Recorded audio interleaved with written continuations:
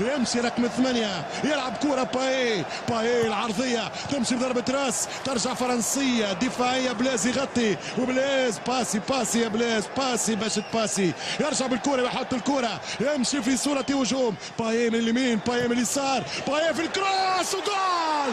الهدف الأول يا فرنسا أوليفييه جيرو 1-0 أوليفييه.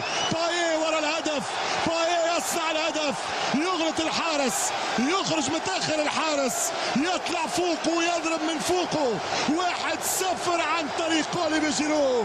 قلت لك الهدف بدا يسخن وحان قطافه ويجني ثماره.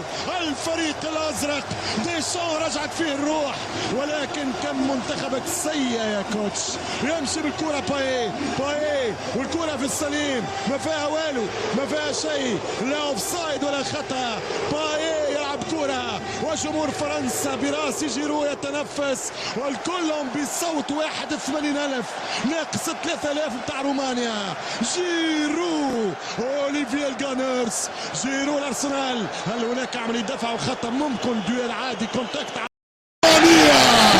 1-1 يسجل بوغدان امامك فرحة الانصار. الجنرال يرجع يحط الجندي في مكانه. الجنرال يؤمر الرقم ديدي ديشان بان يبقى في مكانه ويلزم مكانه امام الجنرالات. لا يتكلم الجنود يا ديشان. 1 رومانيا 1 فرنسا. التعادل عن طريق بوغدان. هذا هو الهدف الثاني. علي ان يراجع كثير من الصور. ايوه تسديده يا ولد ايوه لمسه يا ولد ايوه يساريه يا كبير. 2-1 كرة تعلق الشبكة وتغازل الشبكة وتركن في الشبكة.